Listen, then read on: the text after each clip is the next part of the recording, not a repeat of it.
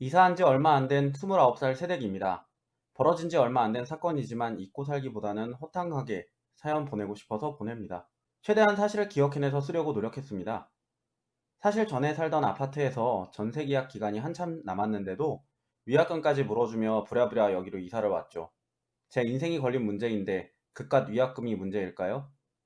그 사건 때문에 전 어이없게 이혼까지 당할 뻔했었고 현재 대인 기피증도 생겨 사람도 잘못 만나게 되었습니다. 저의 인생을 망쳐버릴 뻔했던 그 사연 지금부터 말씀드리겠습니다. 우리 부부는 결혼한 지 2년밖에 되지 않은 깨볶는 동갑내기 신혼부부입니다. 둘 다 아직 어리고 돈도 조금 부족해 아파트에서 신혼집을 차리는 건 좀 무리여서 방 2개짜리 신축 빌라에서 살고 있었습니다. 그런데 친정엄마 친구분이 제주도로 가신다고 살던 아파트를 전세로 내놓았다고 하시더라고요. 저희 엄마가 제가 들어가면 딱 좋겠다고 하시면서 추천해 주시는데 친구 딸이라서 시세보다 조금 더 싸게 해주신다고 했고 당연히 저희는 그 아파트로 이사하였지요. 기분 좋게 이사도 마무리하고 조금 촌스럽지만 옆집과 아랫집에는 떡을 가져다 드렸어요. 옆집도 저와 비슷한 또래의 세댁 같아서 친해질 겸 말을 텄죠. 나이는 저보다 3살이 더 많은 32살이라면서 자기네도 결혼한 지 2년 되었고 결혼했을 때부터 쭉 여기에 살았대요. 서로 언니 동생으로 부르기만 하면서 점점 친해졌어요. 저와 옆집 언니는 서로 집을 왔다 갔다 하며 또 여기저기 구경하면서 서로 잘 지냈어요. 어느 날은 옆집 언니가 아파트에 젊은 사람들끼리 모여서 만든 모임이 한 게 있는데 같이 참석하자는 거였어요. 저는 주민과도 친해질 겸 흔쾌히 수락했죠. 언니가 말했던 젊은 사람들끼리 모여서 하는 모임에 참석했어요. 주에 한 번씩 참석하는 건데 돌아가면서 각 회원의 집에서 모임을 하는 그런 방식이었어요. 오늘은 언니네 집에서 한다고 하길래 따라갔었죠. 음식과 음료수를 준비하는데 한두 명씩 오기 시작하더라고요.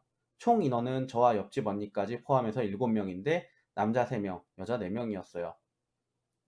전부 나이 많아봤자 30대 중반쯤이었던 것 같아요. 회원들이 저보고 막내라면서 참 살갑고 친절하게 잘 해주었었는데 이 모임이 제 삶을 송두리째 바꿔놓으리라는 생각도 못하고 있었죠.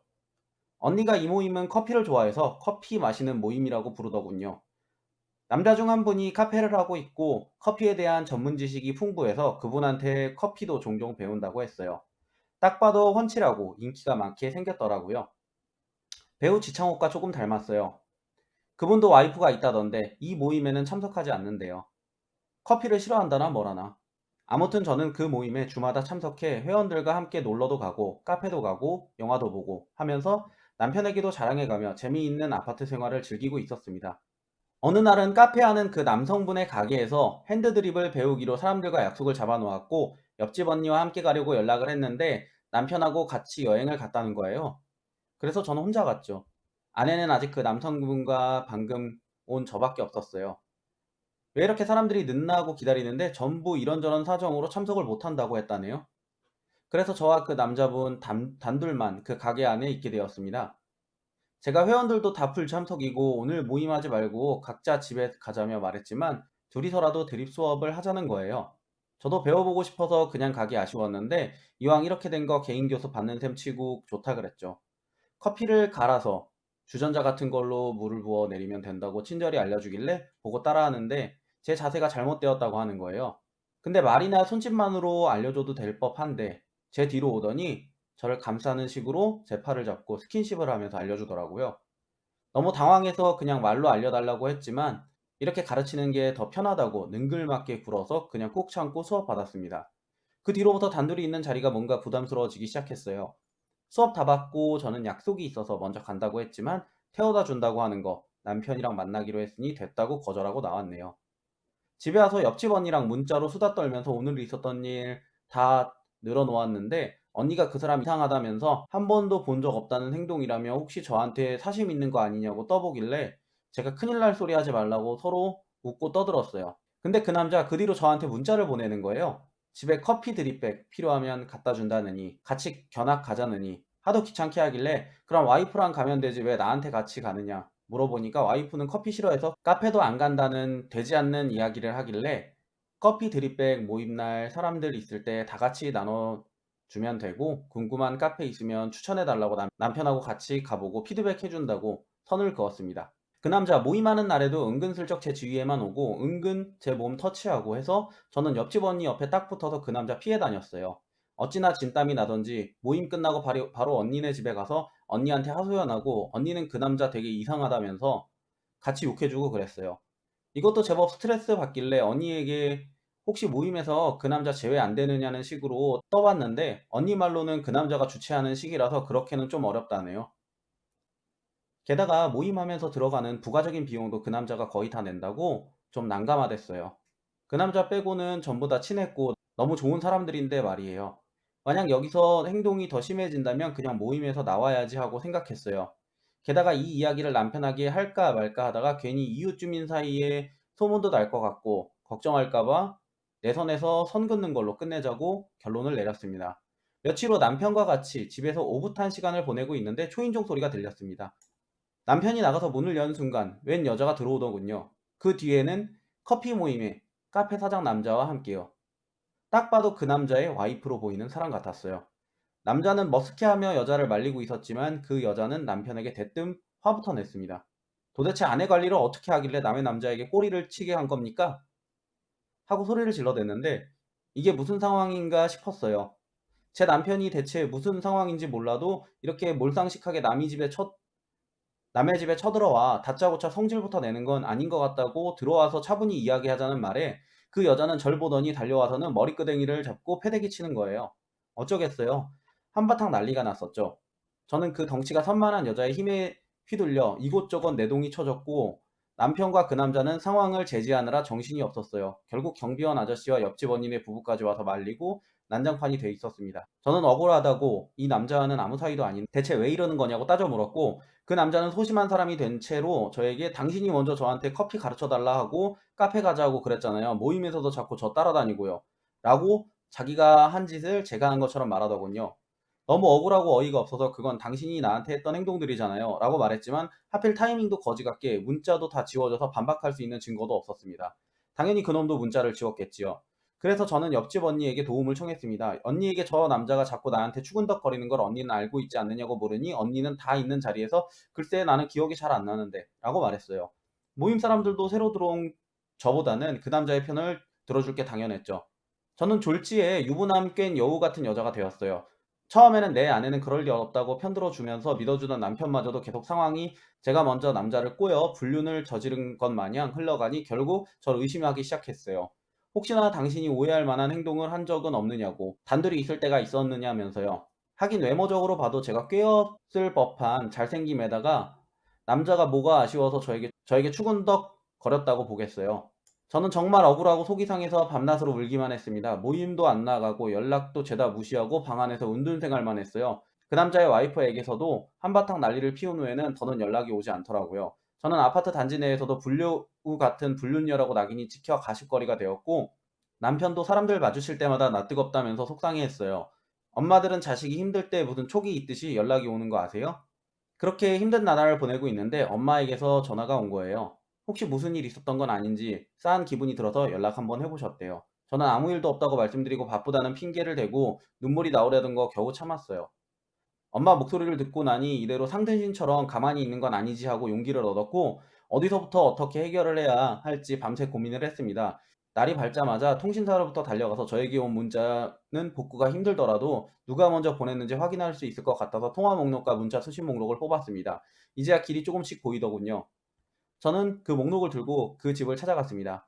그의 와이프가 아주 초췌한 모습으로 문을 열고 저를 죽일 듯이 노려보며 또 당하고 싶어서 제 발로 귀여운 곳이냐고 말하길래 저는 문자 수신 목록과 통화 목록을 들이대면서 이거나 보고 똑바로 판단하라고 침착하게 말했습니다. 의심의 눈초리로 제 손에 들려있는 종이들을 뺏어 보더니 얼굴이 굳어지더군요.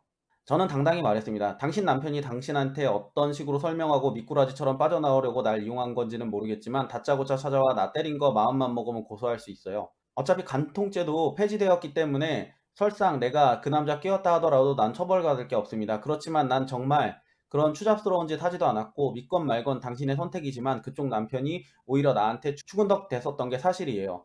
제 말을 믿어주지 않는다면 저는 법대로 가겠습니다. 라고 말했죠. 그 여자는 사시나무 떨듯이 막 울어 제꼈습니다. 의외의 반응에 갑자기 당황해서 진정하고 안으로 들어가서 다시 차근차근 대화로 풀어보자고 설득했어요. 저는 그 여자를 데리고 소파에 앉아서 억울한 건 난데 왜 그쪽이 운운하는 거며 물었어요. 조금 진정이 되었는지 차분하게 그동안 그놈과 결혼하고 나서 어떻게 살아왔는지 고충을 털어놓더군요. 그의 사탕 발린 말에 혹해서 결혼까지 하게 되었다는군요. 결혼하고 난 뒤에는 성형해달라고 졸라서 성형도 시켜주고 커피 공부가 하고 싶대서 공부도 시켜주고 카페도 차려달라고 해서 결국 카페도 여자가 차려준 것이었더라고요. 참나. 그렇게 있는 척 해대길래 저는 또 집안이 좋거나 남자가 자수성가한 줄 알고 대단하다고 생각했는데 여자 등에 빨대 꽂고 피 빨아먹고 사는 것도 별거 아닌 놈이었다니까요. 그것도 모자라 그런 은인 같은 와이프를 두고 다른 여자한테 침이나 질질 흘리고 다녔으니 정말 재수가 없었습니다. 제가 처음이 아니라 하는 여자의 말에 뭔가 동정심이 생겨 안쓰러웠습니다. 그 속사정 다 들어주고 혹시라도 뭐 아는 것이라도 생기면 꼭 말해주겠다고 하고 집을 왔습니다. 그 거지 같은 놈에게 당한 것도 너무 억울하고 이대로는 가만히 지켜볼 수 없어서 저는 머리를 짜내어 기억을 되짚어 보기 시작했습니다. 뭐 하나가 생각이 났는데 아마 드립 배우러 갔을 때 자신은 수요일과 목요일만 가게에 들려 잠시 살펴보기만 하고 간다고 했던 것 같아요. 저는 날짜와 요일을 확인하고 그 남자의 카페로 가서 직원만 있는지 확인했습니다. 가게로 찾아가 보니 직원만 있길래 들어가서 직원에게 사장님께 뭐 받을 게 있어서 그런데 지금 어디에 있는지 확인이 되느냐고 살짝 물었어요. 근데 그 직원이 흔쾌히 사장님께 연락을 해서 위치를 물어보고는 제게 알려주더군요. 순간 움찔했는데 그 직원 말로는 사장님이랑 데이트한다고 찾아오는 여자분 꽤 있으시다고. 그래서 이런 상황이 늘 있으니 사장님께 전화를 드려 알려드린다고 하네요. 이런 짐승 같은 놈이 얼마나 여자를 꿰고 다녔으면 직원까지도 동참할까 속으로 욕한 바가지 했습니다. 제 이름은 알리지 말아달라고 부탁하면서 용돈 봉투 좀 쥐어주고 나왔습니다. 전 사장놈의 위치로 바로 찾아갔습니다. 몰래 숨어서 보는데 한 여자와 같이 있더군요. 세상에나 정말 믿었던 옆집 언니가 그놈하고 온갖 스킨십에 정말 연인처럼 놀고 있는 거 아니겠어요? 진짜 그럴 줄 몰랐는데 정말 언니를 믿었고 그 남자에 대한 모든 이야기를 다 털어놨었는데요. 제 이야기를 들으면서 속으로 얼마나 비웃고 가짠게 생각했을까요? 그래서 내가 그 상황에서 도움을 청했을 때 나 몰라라 한 거였어요. 저는 당장 사진을 찍어서 와이프에게 보내줬습니다. 그리고는 녹음 어플은 켠 채 그들에게 갔습니다. 당황하면서 저를 보는 그들을 향해서 나에게 덮어씌우고는 둘이서 얼마나 재미봤느냐고 따져 물었습니다. 들려오는 언니의 말이 더 기가 찼어요. 내가 똥 밟은 셈 치고 그냥 뒤집어 쓰고 있으면 되지. 왜 들추려고 해? 이왕 이렇게 된 거 평생 불륜녀 낙인 찍히면서 찌그러져 있어. 라고 말하는 옆집 언니. 눈물이 왈칵 쏟아지는 그때 그놈의 와이프가 들이닥쳤어요. 정말 당황하는 그 두 놈들.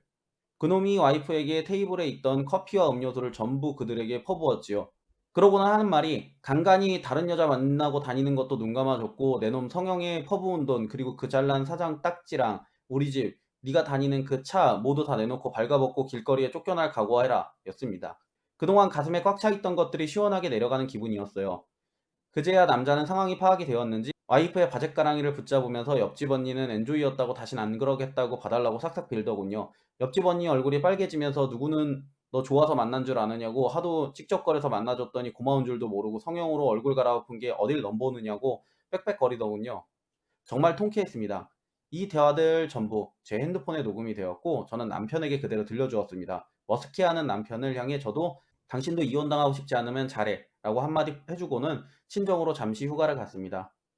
남편이 의심을 해서 미안하다고 이제 당신의 말이라면 무조건 믿고 당신 하자는 대로 다 하자고 사과하더라고요. 괘씸해서 안 봐줄까 하다가도 남편도 이 사건 때문에 놀랐을 거라 생각하고 서로 이해하고 살기로 했어요. 아파트에서는 드디어 제 누명이 벗겨졌고 옆집 언니와 그 남자의 불륜했다는 사실만이 한동안 핫하게 떠돌았습니다. 그 모임 사람들도 그때 제 편을 못 들어준 거랑 오해해서 미안하다면서 이것저것 사들고 집에 찾아왔는데 아무것도 안 받고 돌려보냈어요. 사람이 공경이 처했을 때 사람을 가려내야 한다잖아요? 저는 제 이야기로 떠들어 제끼는 것도 싫고 이상한 사람들과 엮이는 것도 싫어서 엄마에게 사정을 말씀드려 엄마 친구분께 전달드려 이사하기로 했습니다. 위약금은 안 받으시겠다는 거 그래도 계약이고 죄송한 마음에 서류상 적혀있는 그대로 드렸습니다. 지금은 조용하고 단지수 몇 개 없는 아파트로 이사와서 잘 지내고 있고요. 정말 친한 친구들 제외하고는 아무도 안 만나고 있습니다. 중요한 지침 사항도 경비실을 통해서만 안내받고 있어요. 개인 기피증이 아직 있지만 일주일에 한 번씩 상담받으면서 이겨내고 있습니다. 제가 못나서 벌어진 일이 아니고 이상한 사람들과 엮여서 일어난 일이니 나 자신을 자책하지 않으려고요. 저처럼 억울하고 황당한 사건에 엮이셨던 분들도 자신의 탓이라고 몰아가지 않으셨으면 해요. 제 긴 이야기 읽어주셔서 감사합니다.